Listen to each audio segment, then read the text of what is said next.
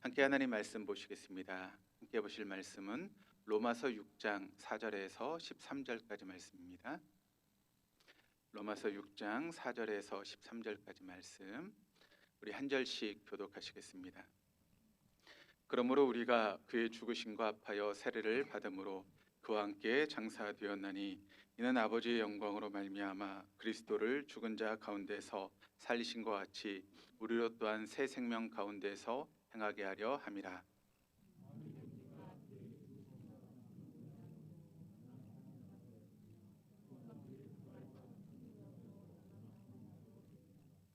우리가 알거니와 우리의 옛사람이 예수와 함께 십자가에 못 박힌 것은 죄의 몸이 죽어 다시는 우리가 죄에게 종노릇하지 아니하려 함이니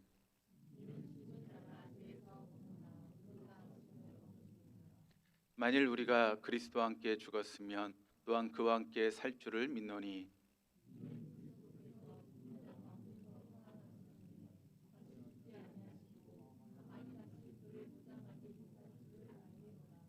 그가 죽으심은 죄에 대하여 단번에 죽으심이요 그가 살아계심은 하나님께 대하여 살아계심이니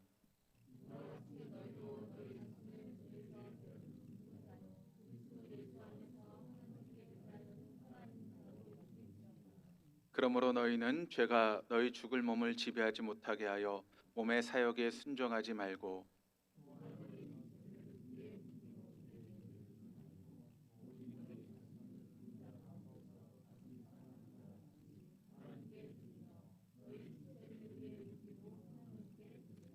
아멘. 제가 광고 한 가지를 더 해야 되는데 까먹었습니다. 이번 한 주간은 저희가 전도 대상자를 위한 특별 새벽 기도를 하게 됩니다. 여러분 마음에 전도 대상자를 정하신 분들이 계시면 특별 새벽 기도에 참석하셔서 그분들의 이름을 불러가면서 함께 기도하시기를 바랍니다. 우리가 기도하며 간구할 때 하나님께서 우리의 기도를 들으시고 우리의 전도 대상자의 마음을 움직여서 하나님의 구원을 이루는 놀라운 역사가 있게 될 줄 믿습니다. 여러분 작정하시고 새벽 기도에 나오셔서 특별하게 임재하신 하나님의 임재를 경험할 수 있는 우리 모두가 되었으면 좋겠습니다. 할렐루야. 예, 우리 하나님 날마다 새 일을 행하십니다. 믿으십니까? 날마다 새 일을 행하신 하나님은 특별한 경우를 지하고는 사람을 통해서 일하십니다. 어떤 사람이죠? 영과 진리로 예배하는 사람. 영으로 예배한다라고 하는 것은 성령의 이끄심을 따라 예배하는 것이고 진리로 예배한다라고 하는 것은 진리의 말씀 앞에 우리의 삶을 조종하고 또 순종하는 것입니다. 오늘도 우리와 함께 하시는 그 성령님과 함께 또 선포되는 말씀 앞에 여러분의 삶을 조종하시고 또 그 말씀에 순종하심으로 하나님께서 이뤄가신 새 역사의 주인공으로 우리 모두가 쓰임받을 수 있기를 주님의 이름으로 축복합니다. 여러분 오늘 이 예배의 자리에 왜 나오셨죠? 왜 나오셨습니까? 오늘은 밥도 없는데 왜 나오셨습니까? 우리가 이 자리에 나온 것은 예배를 통해서 주님을 만나기 위해서 나온 것이고 또 예배를 통해서 주님의 말씀을 듣기 위해서 이 자리에 나온 줄 믿습니다. 그렇습니다. 이 자리는 주님을 만나는 자리이고 또 주님의 말씀을 듣는 자리입니다. 이 시간을 통해서 하나님께서 여러분을 만나 주시고 또 여러분에게 말씀하여 주실 것입니다. 그런 역사가 오늘 우리의 드리는 예배 가운데 있기를 주님의 이름으로 축복합니다. 그러므로 예배 시간을 통해서 우리를 만나 주신 주님을 또 경험하고 또 우리에게 말씀하시는 주님의 음성을 들을 수 있도록 우린 예배를 준비하면서 간절히 기도해야 될 줄로 믿습니다. 우리가 드린 예배 이후에 성령께서 강력하게 역사해 주심으로 마른 막대기보다 못한 제가 전한 말씀이라 할지라도 그 말씀은 하나님 말씀이고 그 말씀은 살아있고 힘이 있기 때문에 그 말씀이 선포될 때 여러분의 삶 가운데 놀라운 역사가 일어나게 될 줄로 믿습니다. 그런 놀라운 역사를 경험할 수 있는 우리 동독의 모든 교우들 다 될 수 있기를 주님의 이름으로 축복합니다. 지난 시간에도 함께 말씀을 나눴지만 여러분 우리가 살고 있는 이 시대는 어떤 시대라고 말씀을 드렸죠? 마지막 시대라고 말씀을 드렸습니다. 마태복음 24장 4절로 7절까지 말씀을 같이 읽겠습니다.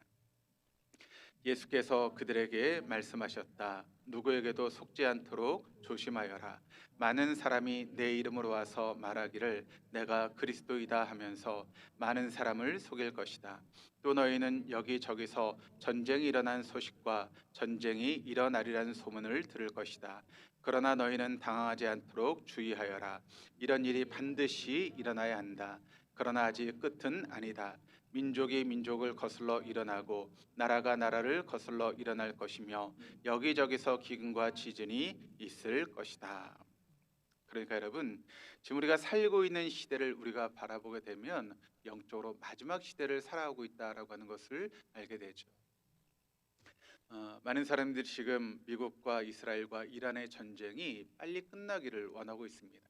그러나 여러분, 주님 오실 때까지 전쟁은 계속될 것입니다. 이란과의 전쟁이 끝난다고 해서 이 지구상의 여러분 전쟁이 끝나는 것이 아닙니다. 또 다른 곳에서 전쟁이 일어나게 될 것입니다. 또 중국과 대만의 전쟁이 일어날 것이다라고 하는 그런 이야기들도 우리가 많이 하고 있죠. 또 여기저기서 기근이 일어나고 있고 또 지진의 역사들이 계속 일어나는 것을 우리가 지금 경험하고 있지 않습니까? 또 우리가 살아가고 있는 이 시대는 마지막을 향해 나아가는 영적인 추수의 때다라고 하는 것을 우리는 놓치지 말아야 하는 것입니다. 그렇다면 지금 우리가 마지막 시대를 살아가고 있는데 이런 마지막 시대를 살아가는 우리들이 믿음으로 점검해야 될 것들이 있습니다. 세 가지 중요한 것을 우리가 점검해야 되는데 첫 번째는 예배에 대한 그런 점검이 우리에게 필요합니다. 여러분, 우리의 최종 목적지는 어디죠? 우리가 어디를 향해 지금 나아가고 있습니까?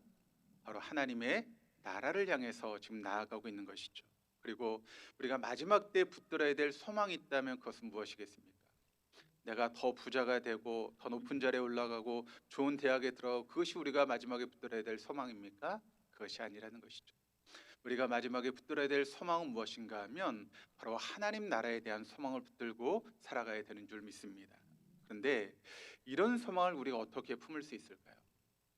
어떻게 이런 소망을 품을 수 있습니까? 바로 예배를 통해서 이런 소망을 품을 수 있다라고 하는 것을 여러분 놓치지 마시기를 바랍니다. 우리가 이 예배를 잘 드리면 우리가 하늘나라에 대한 소망을 품게 되고 또 그 소망을 붙들고 살아가는 사람이 되는 줄로 믿습니다. 또 우리가 두 번째 점검해야 될 것이 있다면 그것은 무엇인가 하면 정체성에 대한 그런 부분들을 점검해야 됩니다. 나는 누구인가라고 하는 그런 부분들을 우리가 점검할 수 있어야 한다는 것이죠. 자신의 정체성을 분명해야 됩니다. 그러면 우리가 정체성을 분명히 하면 우리의 상황 가운데 어떤 상황이 주어진다 할지라도 우리는 결코 흔들리지 않는 것입니다. 아무리 고난이 찾아오고 어려움이 찾아와도 나는 하나님의 자녀라고 하는 구원받은 백성이라고 하는 정체성이 있으면 우리는 결코 흔들리지 않게 되는 것이죠.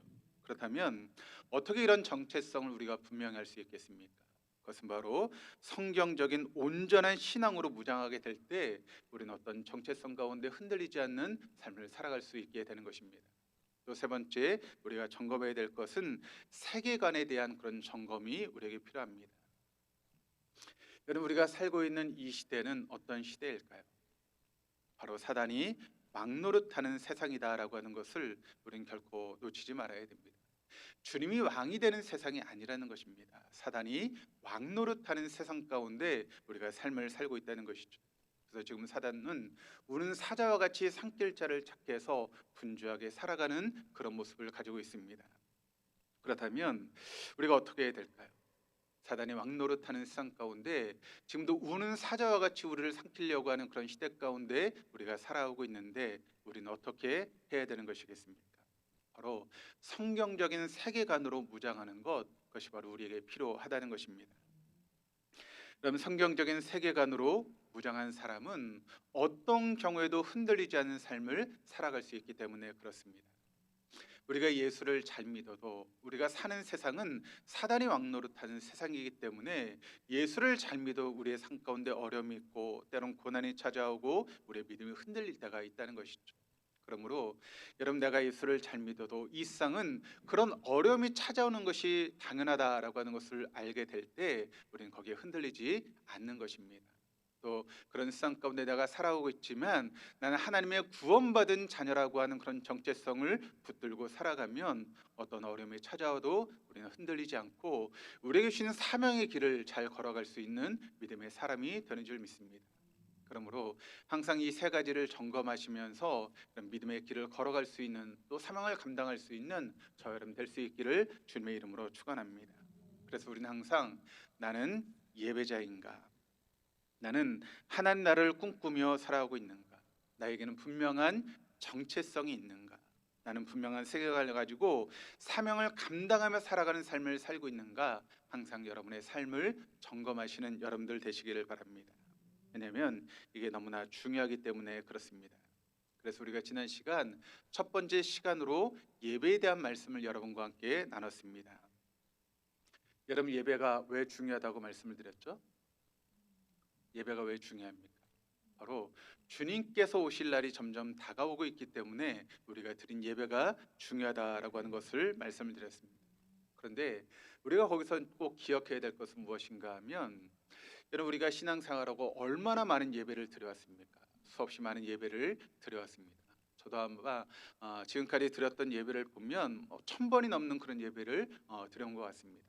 그런데 여러분, 이 마지막 시대에 살아간 우리가 지금까지 드렸던 예배와는 다른 예배를 드려야 된다라고 하는 것을 기억해야 됩니다. 이를 위해서 주님께서 사도 요한을 어디로 부르셨죠? 밤모라고 하는 섬으로 부르시지 않았습니까? 그 조용한 곳에서 하늘의 예배를 경험하게 하시는 것을 우리가 지난 시간 말씀을 통해 함께 나눴습니다. 그런 하늘의 예배를 경험했던 사도 요한은 분명한 정체성을 가지게 되었고 끝까지 주님이 주신 사명을 감당하는 그런 삶을 살아갈 수 있게 되었다라고 하는 것입니다. 우리도 마찬가지로 사도 요한이 경험했던 그 예배를 우리가 경험할 수 있다면 우리 역시도 정체성을 가지게 될 것이고 어떤 어려움 가운데도 사명을 감당하는 그런 사명자의 삶을 살아가게 될 줄로 믿습니다.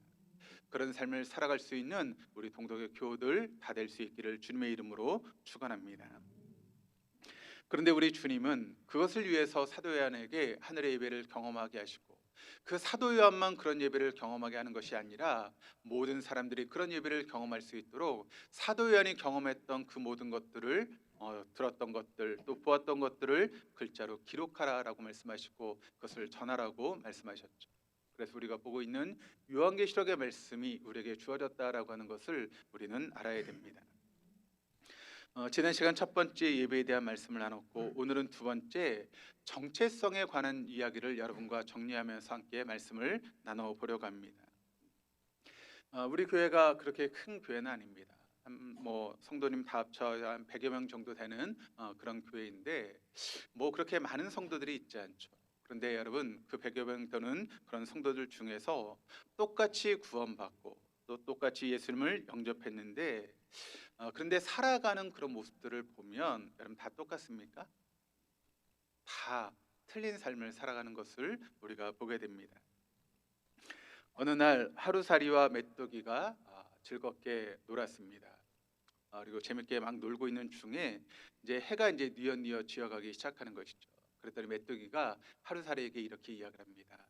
하루살이야, 오늘 우리가 너무 재밌게 놀았는데 오늘은 그만 놀고 우리 내일 다시 만나서 놀자라고 그렇게 이야기를 했습니다. 그랬더니 하루살이가 뭐라고 이야기했을까요? 내일? 내일이 뭔데? 라고 그렇게 이야기를 했습니다. 왜 그렇습니까? 하루살이는 하루밖에 살 수 없기 때문에 내일이라는 것이 없죠. 그러니까 메뚜기가 이제 그 하루살이에게 내일에 대해 설명하기 시작합니다. 내일이라는 것은 무엇인가 하면 이제 해가 지면서 캄캄해지기 시작할 거야. 그럼 밤이 찾아오게 될 것이고 그 밤이 지나면 동력부터 이제 해가 떠오르면서 날이 밝아오게 될 거야. 그 날이 밝아오는 게 바로 내일이야라고 그렇게 막 장구하게 설명을 했습니다. 근데 그 이야기를 여러분 하루살이가 알아들었을까요? 전혀 알아듣지 못한 것이죠. 그러니까 하루살이가 그 이야기를 듣다가 메뚜기가 나하고 놀기 싫구나라고 생각하고 어떻게 했는가 하면 너하고 안 놀아라고 삐져서 가버리고 말았습니다. 하루살이가 떠나가고 메뚜기가 속으로 이렇게 외칩니다. 내일은 틀림없이 있는데, 내일은 있는데. 그렇습니다. 하루살이에게는 하루의 양만큼의 지혜가 있습니다. 메뚜기에게는 메뚜기만큼의 그런 지혜를 가지고 살아가는 것이죠. 그런데 여러분, 육신을 가지고 살아가는 우리 인간에게는 그만큼의 지혜를 가지고 인생을 살아가게 되는 것입니다. 그러다 보니까 아무리 그런 인간에게 여러분 죽음 이후에 영원을 이야기를 해도 여러분 그것이 여러분 들릴까요? 그저 거짓말처럼 들릴 수밖에 없는 것입니다. 영적인 사람만 그 영적인 부분을 분별할 수 있는 그런 지혜가 있게 되는 것이죠. 로마서 8장 5절 6절 말씀 이렇게 증가합니다. 우리 같이 한번 읽어보시겠습니다. 육신을 따라 사는 사람은 육신에 속한 것을 생각하나 성령을 따라 사는 사람은 성령에 속한 것을 생각합니다. 육신에 속한 생각은 죽음입니다. 그러나 성령에 속한 생각은 생명과 평화입니다. 구원을 받았지만 육신을 따라 살아가는 사람이 있고 성령을 따라 살아가는 사람이 있다라고 성경이 우리에게 증거합니다. 육신을 따라 살아가는 사람을 카타 사르카라고 그렇게 이야기를 하고 있습니다. 구원을 받은 후에 또 성령을 따라 살아가는 사람이 있는데 그것을 카타 푸뉴마라고 그렇게 이야기를 하고 있습니다. 그런데 여기서 우리가 착각하지 말아야 되는 것은 무엇인가 하면 육신을 따라 살아가는 사람이 여러분 예수를 알지 못하는 불신자가 아니다라고 말씀을 드렸죠. 예수를 믿고 구원을 받았음에도 여전히 육신을 따라 살아가는 카타 사르크의 사람이 있다라고 하는 것입니다. 여러분 그런 사람들은 어떤 삶을 살아가는가 하면 바로 구원을 받고 하나님의 은혜로 살아가지만 여전히 육신을 따라 살아가는 자기 소견에 옳은 대로 여전히 모든 것이 자기의 기준으로 자기 중심으로 살아가는 사람이 있다는 것입니다. 그래서 생각하는 것이 행동하는 것이 말하는 것이 그저 믿지 않는 세상 사람과 똑같이 자기 중심적으로 이야기하고 자기 중심적으로 생각하고 자기 중심적으로 그렇게 살아가는 사람들이 있다라고 하는 것이죠. 그러니까 믿지 않는 사람과 전혀 구분되지 않은 그런 삶을 살아가는 사람들이 있다라고 하는 것입니다. 그런데 그 사람들이 다른 것이 있습니다. 믿지 않는 사람과 한 가지 다른 것이 있는데 그것은 무엇인가 하면 죽은 후에 천국에 간다. 그것만 다르다라고 하는 것이죠. 그런데 구원을 얻은 사람들 중에 성령을 따라 살아가는 카타 푸뉴마의 사람이 있다라고 하는 것입니다. 이런 사람들의 삶의 모습을 보면 믿지 않는 사람과 살아가는 모습이 완전히 다르게 살아간다는 것이죠. 물론 죽으면 천국에 가게 되지만 이 땅에서조차 살아가는 모습이 전혀 다른 모습으로 살아가는 사람들이 되어진다라고 하는 것입니다. 그렇다면 여러분 우리가 어떤 삶을 살아가야 될까요? 믿지 않는 사람같이 육신을 따라 살아가는 그저 죽으면 천국 가는 그런 삶을 살아가야 되겠습니까? 그런 삶이 아니라 카타 푸뉴마 성령을 따라 살아가는 그런 삶을 살아가야 되는 줄로 믿습니다. 그렇게 될 때 우리의 삶 가운데 진정한 기쁨과 평화를 누리는 삶을 살아갈 수 있게 된다는 것이죠. 여러분 예수를 믿는데 예수를 믿는 기쁨이 여러분에게 있으십니까? 예수를 믿을 때 그 예수를 믿는 기쁨이 우리 안에 있어야 됩니다. 그리고 예수를 믿을 때 세상이 알 수도 줄 수도 없는 평강이 여러분의 마음 가운데 있습니까? 예수를 믿으면 그런 평강을 누리며 살아갈 수 있어야 된다는 것이죠. 그런데 그런 사람들은 어떤 사람인가 하면 성령을 따라 살아갈 때 예수를 믿는 기쁨이 우리에게 주어지게 되고 성령을 따라 살아갈 때 어떤 상황 가운데도 여러분 흔들리지 않는 평강과 평안이 우리의 마음 가운데 누리게 된다는 것입니다. 전 사랑하는 우리 동덕의 모든 교우들이 그 성령을 따라 살아감으로 예수를 믿는 기쁨 가운데 살아갈 수 있기를 주님의 이름으로 축복합니다. 성령을 따라 살아가며 세상에 줄 수도 할 수 없는 그런 기쁨과 평강이 여러분의 마음 가운데 넘치는 복된 삶을 살아갈 수 있기를 주님의 이름으로 축복합니다. 빌립보서 2장 13절 말씀을 우리 같이 한번 읽어보시겠습니다. 하나님은 여러분 안에 활동하셔서 여러분으로 하여금 하나님을 기쁘시게 될 것을 염원하게 하시고 실천하게 하시는 분입니다. 여기 하나님은 어떤 하나님을 말씀하고 있는가 하면 성령 하나님을 의미하고 있습니다. 여러분 우리가 예수를 믿으려면 제대로 믿어야 됩니다. 카타 사르카의 그런 삶이 아니라 카타 푸뉴마의 그런 삶을 살아가서 우리 안에 역사하시는 그 성령님을 따라서 살아갈 수 있는 그런 삶이 되어야 될 줄 믿습니다. 그러면서 예수를 믿는 기쁨과 간격을 매일의 삶 가운데 느끼며 살아갈 수 있는 그런 모습이 되어야 될 줄 믿습니다. 그런데 이렇게 성령 충만한 사람들에게는 세 가지가 주어지게 되는데, 그 세 가지가 무엇인가 하면 첫 번째는 십자가 신앙, 두 번째는 부활 신앙, 세 번째는 재림 신앙. 이 세 가지를 붙들고 살아가는 사람이 된다는 것입니다. 한 가지씩 우리가 보면 첫 번째는 십자가 신앙입니다. 여러분, 십자가 신앙이라고 하는 것이 무엇일까요? 이 십자가 신앙이라고 하는 것은 예수님이 십자가를 통해서 우리에게 무엇을 하셨는지를 성경대로 우리가 분명히 알고 성경대로 믿는 것, 그것이 바로 십자가 신앙입니다. 성경의 말씀을 통해서 우리 하나님이 어떤 하나님이신지 우리에게 증거하고 있습니다. 여러분, 우리 하나님은 어떤 분이시죠? 여러분이 알고 있는 하나님은 어떤 하나님이십니까? 하나님은 사랑의 하나님이십니다. 못 말릴 정도로 우리를 사랑하시는 사랑의 하나님이십니다. 그런데 그 하나님의 또 다른 모습은 어떤 하나님이시죠? 하나님 사랑의 하나님이시지만 공의의 하나님이십니다. 그래서 우리의 털끝만한 죄도 도저히 용서할 수 없는 그런 공의의 하나님이시죠. 하나님 인간을 창조하시고 에덴 동산을 창설하셨습니다. 그리고 거기에 아담과 하와를 주셨습니다. 그리고 거기는 모든 것을 너희가 먹어도 되는데 뭐만은 금지하셨습니까? 선악과만은 너희가 따먹어서는 안 된다라고 말씀하셨죠. 그런데 그 사단의 유혹을 받았던 여러분 하와가 그 선악과를 따먹고 아담에게 주었습니다. 그로 인해서 죄가 들어오게 되었죠. 그때 하나님은 그 아담과 하와를 에덴 동산에서 쫓아내시고 그룹 천사를 통해서 그 아담과 하와가 에덴 동산에 다시는 들어올 수 없도록 막아 놓으셨습니다. 여러분, 근데 우리가 생각해 보면 좀 하나님이 너무 가혹한 것 아닙니까? 그저 선악과나 따먹었는데 그런 모든 그런 무거운 짐들이 인간에게 주어지게 되었다라고 하는 것이죠. 좀 하나님 너무하시는 것 아닌가라고 하는 그런 생각이 우리에게 들 수가 있습니다. 그런데 우리가 또 이렇게 한번 생각해 보시면 우리나라에 가끔 구제역이라고 하는 그런 전염병이 돌기 시작합니다. 그럼 어떻게 합니까? 그 구제역이 일어난 지역을 다 통제하기 시작하죠.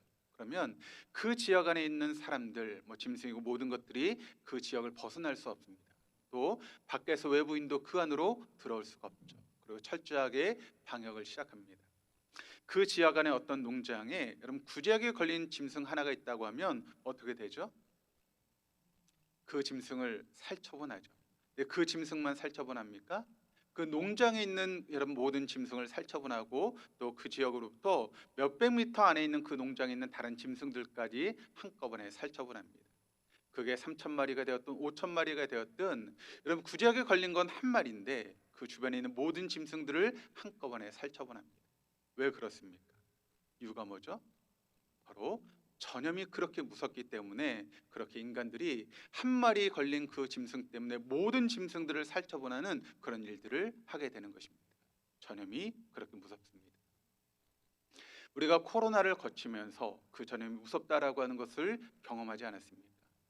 그런데 여러분, 우리의 죄는 그런 세균보다 몇천 배, 몇만 배 더 무서운 것이 우리의 죄라고 하는 것을 우리가 잊지 말아야 됩니다.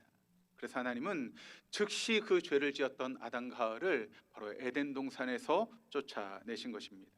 이게 바로 하나님의 공의의 모습입니다. 그런데 여러분, 성경은 우리 인간을 가르쳐서 뭐라고 소개하고 있죠? 우리 인간은 죄인이다라고 분명하게 이야기를 하고 있습니다. 로마서 3장 10절에서 12절까지 말씀을 같이 읽어보시겠습니다.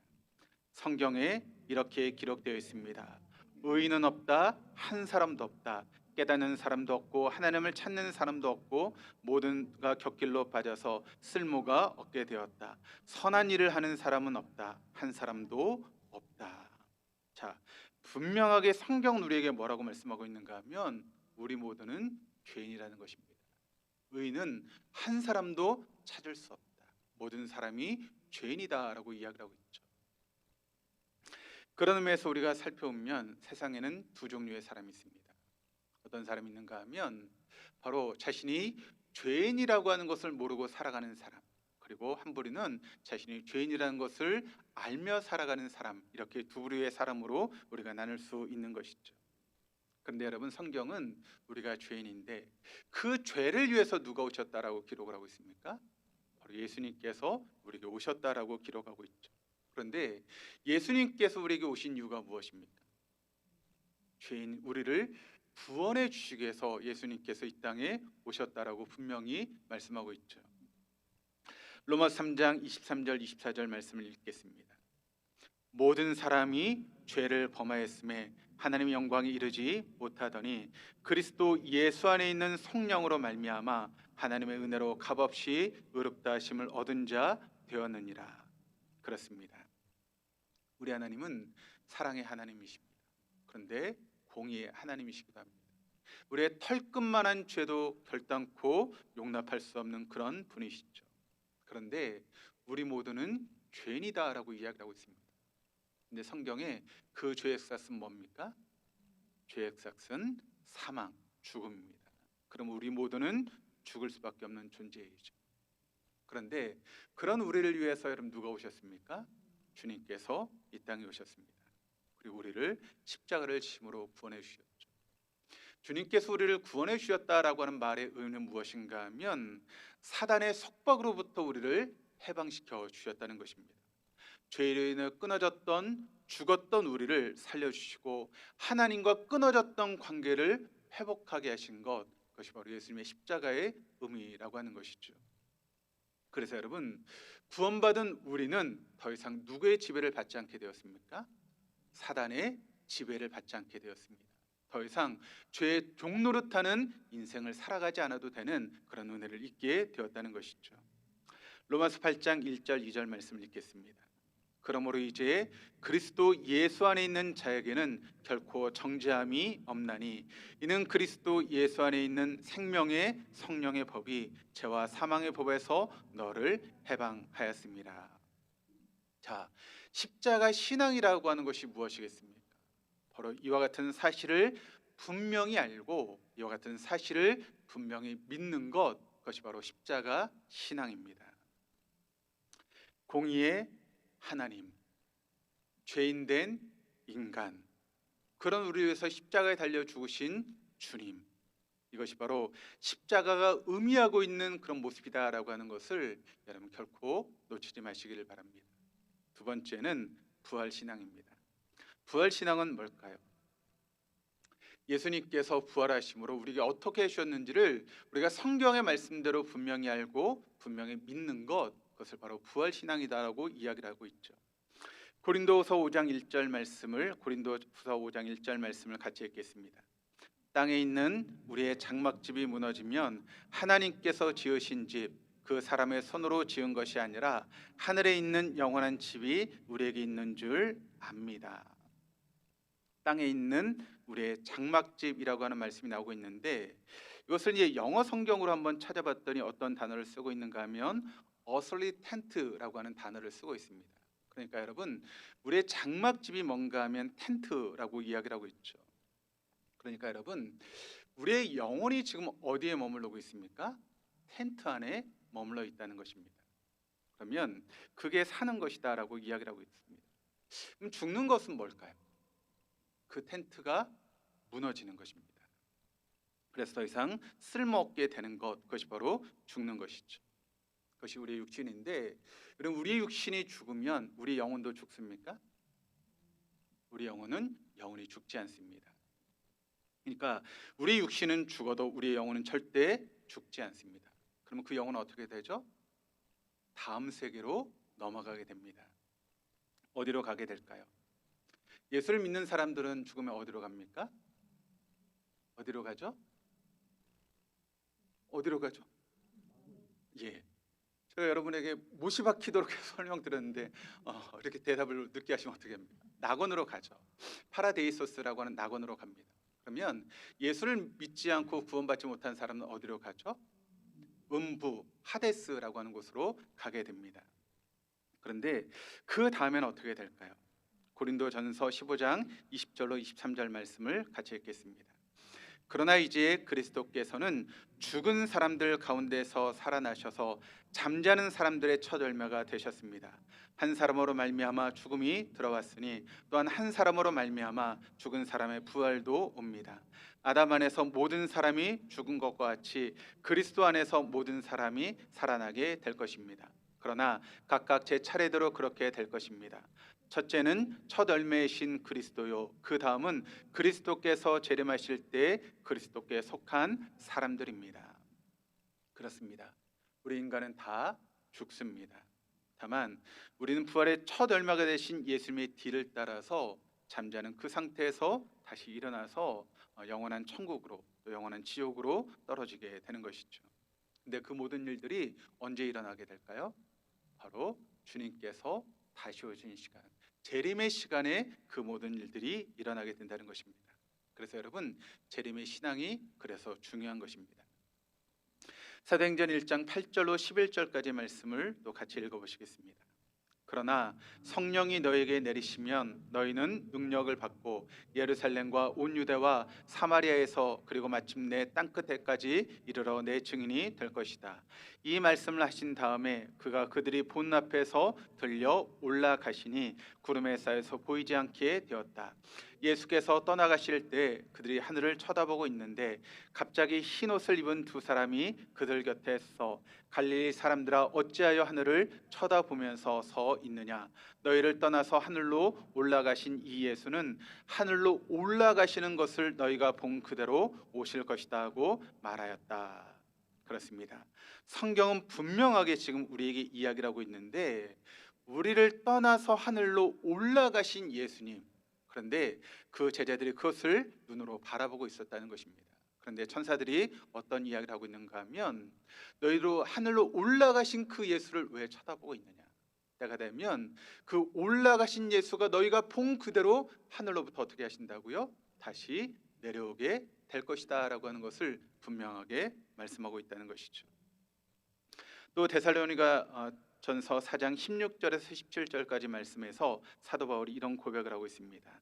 주님께서 호령과 천사장의 소리와 하나님의 나팔 소리와 함께 친히 하늘로부터 내려오실 것이니 그리스도 안에서 죽은 사람들이 먼저 일어나고 그 다음에 살아남아 있는 우리가 그들과 함께 구름 속으로 이끌려 올라가서 공중에서 주님을 영접할 것입니다. 이라여 우리가 항상 주님과 함께 있을 것입니다. 자, 사도 바울도 주님께서 장차 다시 오실 때 낙원에서 잠자고 있었던 성도들은 천국으로, 음부에서 잠자고 있던 사람들은, 불신자들은 지옥으로 영원히 떨어져서 영원히 거기서 살게 될 것이다 라고 하는 것을 분명히 사도 바울도 우리에게 이야기를 하고 있습니다. 이것이 바로 성경이 우리에게 알려주고 있는 재림 신앙이다라고 하는 것을 우리가 보게 되죠. 그렇다면 여러분은 구원을 얻으셨습니까? 뭘 통해서 우리가 구원받았다는 것을 알 수 있습니까? 두 가지를 통해서 알 수 있는데 외적인 증거가 있고 내적인 증거가 있습니다. 외적인 증거라고 하는 것은 무엇인가 하면 이런 성경의 말씀, 또 하나님의 말씀이 여러분 그대로 믿어지는 것, 그것이 바로 외적인 말씀입니다. 외적인 증거입니다. 그럼 성경의 말씀, 또 제가 증거하는 말씀이 여러분 믿어지십니까? 정말 믿어지십니까? 근데 제가 이 말씀을 가지고 서울역에 가서 믿지 않는 사람들에게 이 말씀을 하면 어떻게 될까요? 저 미친놈에서 이상한 소리 한다라고 그렇게 이야기하지 않겠습니까? 그러니까 여러분, 구원을 얻지 못한 사람은 아무리 제가 목이 터져라 외쳐도 그 말씀이 믿어지지 않을 것입니다. 그러나 구원받은 사람들은 제가 하는 말씀이, 또 성경의 말씀이 그대로 믿어지는 것이죠. 이것이 바로 외적인 증거입니다. 두 번째, 내적인 증거는 무엇인가 하면 바로 끊임없이 우리가 신앙생활을 통해서 주님의 음성을 듣는 것입니다. 내 양은 누구의 음성을 듣습니까? 내 음성을 듣는다. 주님의 양은 주님의 음성을 듣는 것입니다. 그래서 우리에게는 그와 같은 훈련이 필요한 것입니다. 여러분, 만약 제가 우리 교회 성도님들을 데리고 미국을 단체로 여행을 갔다고 한번 생각해 보시길 바랍니다. 가서 미국에 여행을 하는데 그럼 미국에서 그 미국 사람들이 하는 영어가 여러분 귀에 들리실까요? 물론 영어를 하시는 분들은 들리시겠죠. 근데 저 같은 사람, 영어를 잘 못하는 사람은 여러분 미국 사람들이 뭐 살살라 막 이야기를 하는데 그게 뭔 소린가 들릴까요? 전혀 들리지 않을 것입니다. 그렇다면 우리가 여러분 예수님을 영접하고 예수님을 믿기 시작하는데 믿기 시작한 때부터 주님께서 우리에게 말씀하시는 게 들릴까요? 그렇지 않죠. 들리지 않습니다. 영어도 여러분 우리가 계속 영어 공부를 하면서 훈련하면 조금씩 그 소리가 들리기 시작할 것이고 나중에는 미국 사람과 영어로 대화할 수 있는 그런 지경에까지 오르게 되는 것이죠. 신앙도 마찬가지입니다. 우리가 예수를 바로 믿었다고 해서 주님의 음성이 들리는 것이 아닙니다.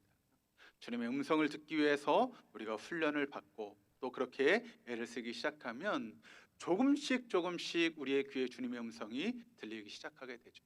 그리고 그 주님의 음성이 들리기 시작하면서 우리의 삶의 변화가 일어나기 시작하는 것입니다. 여러분 구원 받으셨습니까? 하나님 말씀이 믿어지십니까? 여러분의 그 귀에 끊임없이 주님의 음성을 듣고 또 그 음성에 순종하기 위해서 노력하는 삶을 살고 계십니까? 그렇다면 여러분은 구원을 받으신 것입니다. 말씀의 거울 앞에 한번 우리 자신을 비춰보시겠습니다. 거꾸로 한번 재림신앙에 대해서 한번 보시면 예수님 재림에 대해서 우리에게 분명하게 말씀하고 있죠.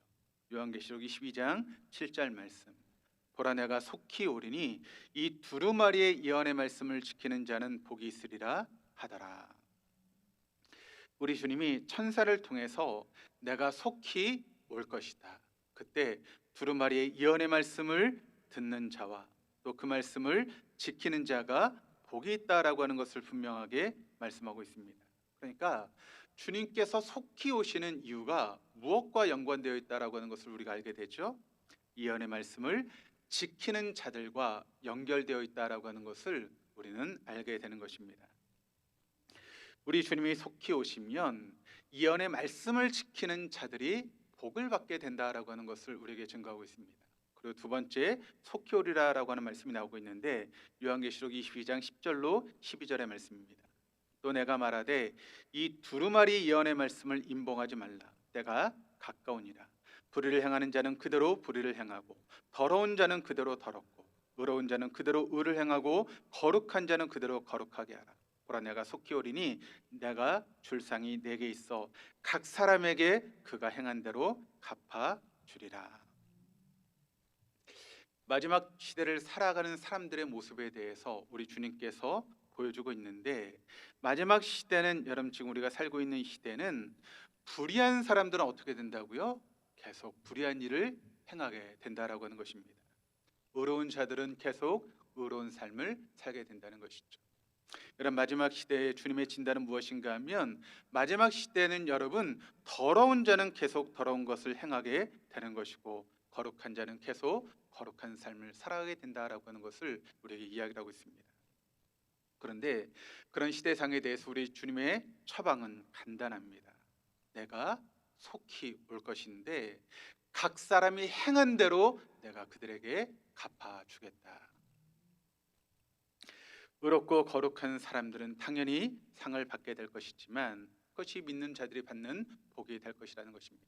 그런데 그렇지 못한 사람들 그들이 행한 그대로 벌을 받게 된다라고 하는 것이죠. 또 세 번째로 속히 오리라라고 하는 말씀이 있는데 20절에 이렇게 증거합니다. 이것들을 증언하신 이가 이르시되 내가 진실로 속히 오리라 하시거늘 아멘 주 예수여 오시옵소서. 주님께서 마지막 시대를 살아가는 사람들에게 다시 한번 속히 오리라라고 하는 것을 말씀하고 있는데 이렇게 다시 한번 강조하신 이유는 무엇인가 하면 마지막 시대를 살아가는 우리들이 바로 정말 지향적인 삶을 살아가라는 것입니다. 그래서 주님의 정결한 신부로서 끊임없이 긴장의 끈을 놓치지 말고 정말 지향적인 삶을 살아가라고 우리에게 말씀하고 있는 것이죠. 마지막 시대가 가까이 왔다는 것입니다. 그러므로 이 시대를 바라보지 말고 주님께서 재림하실 그 시대를 바라보면서 정말 지향적인 삶을 살아가라고 우리에게 촉구하고 있는 주님의 음성을 들으시기를 주님의 이름으로 축복합니다. 여러분에게 묻겠습니다. 여러분 주님이 다시 오실 때가 가까웠다라고 하는 것을 여러분 믿으십니까? 주님 반드시 다시 오신다는 확실한 믿음을 가지고 그렇게 살아갈 수 있는 동독의 교우들 될 수 있기를 주님의 이름으로 축복합니다. 두 번째는 부활 신앙입니다. 부활 신앙을 가지고 사는 게 성령 충만한 사람이고 또 성령 충만할 때 우리의 삶 가운데 그런 자동적인 열매가 맺혀지게 된다는 것이죠. 요한복음 11장 25절 26절 말씀을 읽겠습니다. 예수께서 이르시되 나는 부활이요 생명이니 나를 믿는 자는 죽어도 살겠고 무릇 살아서 나를 믿는 자는 영원히 죽지 아니하리니 이것을 내가 믿느냐. 이것을 여러분 이 말씀을 이해하려면 우리가 두 가지를 알아야 이 말씀을 이해할 수 있습니다. 뭔가 하면 죽는다는 게 무엇인지 산다는 게 무엇인지 그것을 알면 우리가 이 말씀을 이해하는 것이 쉽게 되죠. 그럼 죽는다라고 하는 것이 성경적인 의미로 뭐라고 말씀드렸죠? 분리다라고 말씀을 드렸습니다. 그런데 그 분리는 몇 단계로 온다고요? 3단계를 통해서 온다라고 말씀을 드렸죠. 에덴 동산에서 죄를 지었던 인간이 에덴 동산에 쫓겨나면서 하나님과 교제가 끊어지는 첫 번째 분리가 우리에게 찾아왔습니다. 그리고 두 번째 분리는 무엇인가 하면 영과 혼과 육이 하나님께서 만드실 때 유기적으로 조화할 수 있도록 그렇게 만드셨는데 그런데 인간이 죄를 지음으로 영과 혼과 육이 따로 노는 그런 모습이 되게 되었다는 것입니다. 그리고 세 번째 분리는 무엇인가 하면 우리의 혼이 우리의 육을 떠날 때 세상에선 그것을 뭐라고 이야기를 합니까? 죽음이다라고 이야기를 하죠. 그런데 그때 그 죽음을 통해서 우리의 영은 어디에 떨어진다고요? 영원한 지옥불에 떨어지는 것, 그것이 바로 죽음, 분리라고 하는 것이죠. 그러면 산다라고 하는 것은 성경적인 의미로 무엇인가 하면 이 분리로부터 회복, 그것이 바로 사는 것입니다. 그런데 이것도 3단계를 통해서 주어지게 됩니다. 1단계는 무엇인가 하면 예수님이 십자가의 죽으심으로 하나님과 끊어졌던 관계가 회복되는 것, 그것이 첫 번째 회복입니다. 두 번째 요구 무엇인가 하면 우리가 이제 성령의 이끄심을 따라서 날마다 거룩한 삶을 살아가는 것, 그것이 바로 두 번째 회복이죠. 그리고 세 번째 요구는 무엇인가 하면 그런 우리가 죽으면 여러분 어디로 들어가게 됩니까? 영원한 하나님 나라에 들어가는 것, 그것이 바로 세 번째 회복이라는 것입니다. 이것을 중요한 신학적인 용어로 이렇게 설명하죠. 의인, justification, 성화, 여러분 sanctification, 영화, glorification이라고 하는 단어를 쓰고 있습니다. 예수님이 십자가에 달려 죽으심으로 우리의 모든 죄의 문제를 해결해 주셨습니다. 그리고 하나님과의 관계가 회복되게 되었죠. 그때 우리를 의롭다라고 하는 칭의, 바로 우리가 의인이 된 것입니다. 그러면 구원받은 우리는 날마다 누구와 동행하게 됩니까? 성령과 동행하게 되죠. 그래서 그 성령의 이끄심을 따라 성화의 삶을 살아가게 되는 것, 그것이 바로 두 번째 성화입니다. 그리고 그런 삶을 살아간 우리가 주님이 다시 오실 때 우리를 영원한 하나님 나라로 데려가는 것, 그것이 바로 영화, 글로리피케이션입니다. 이것이 바로 성령 충만한 사람의 모습이라는 것이죠.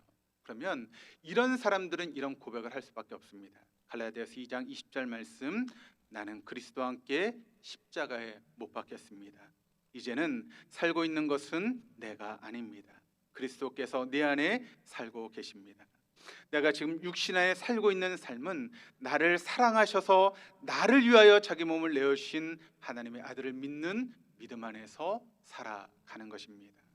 이것이 바로 성령 충만한 사람들이 고백하는 그런 고백이 된다는 것입니다.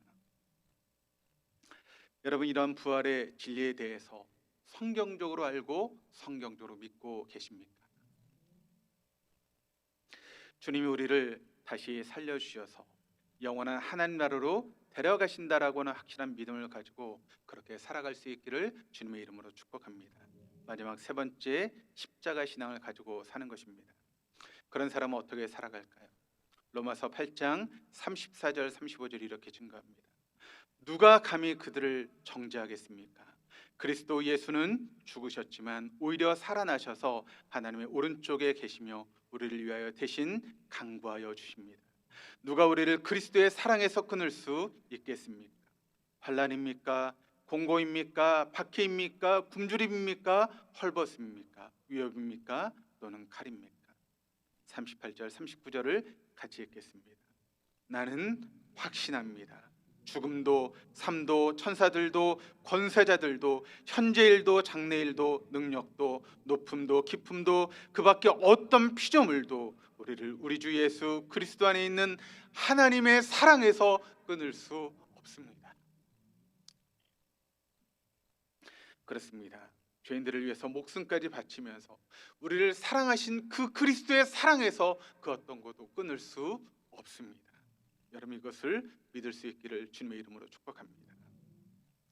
이런 고백을 갖고 살아가는 사람들은 어떤 삶을 살아갈까요? 마지막으로 성경 말씀을 읽는데 우리 본문 10절에서 13절까지 말씀을 읽겠습니다. 그리스도께서 죽으신 죽음은 죄에 대해서 단번에 죽으신 것이요 그분이 사시는 삶은 하나님을 위해서 사시는 것입니다. 이와 같이 여러분도 죄에 대해서는 죽은 사람이요 하나님을 위해서는 그리스도 예수 안에서 살고 있는 사람이라는 것을 알아야 합니다. 그러므로 여러분은 죄가 여러분의 죽을 몸을 지배하지 못하게 해서 여러분이 몸의 정욕을 굴복한 일이 없도록 하십시오.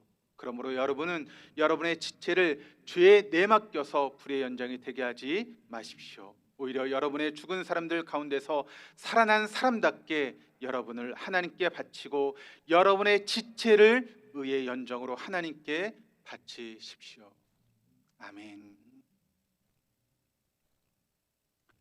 여러분은 십자가에 대해서 성경적인 의미를 정확하게 알고 믿고 계십니까? 여러분은 나를 위해서 살릴 수만 있다면 당신의 목숨까지도 아끼지 않는 그 주님의 마음이 믿어지십니까? 여러분 매 순간마다 그 십자가의 간격을 누리며 그것을 전하며 살고 계십니까? 네, 그런 삶을 살아가야 될 줄로 믿습니다. 우리에게 이런 신앙이 있다면 그와 같은 열매가 자동적으로 맺힐 수밖에 없는 것이죠. 그런데 그 모든 것이 내 힘과 능력으로 되어지는 것이 아닙니다. 내가 그렇게 살겠다고 의지적으로 여러분 고백한다고 해서 되는 것이 아닙니다.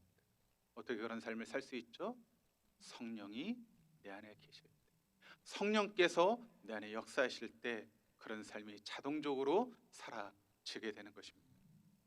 그러므로 성령님을 초청하시고 우리가 십자가 신앙으로, 부활 신앙으로, 재림 신앙으로 살아갈 수 있는 우리 동독의 모든 교우들 다 될 수 있기를 주님의 이름으로 축복합니다.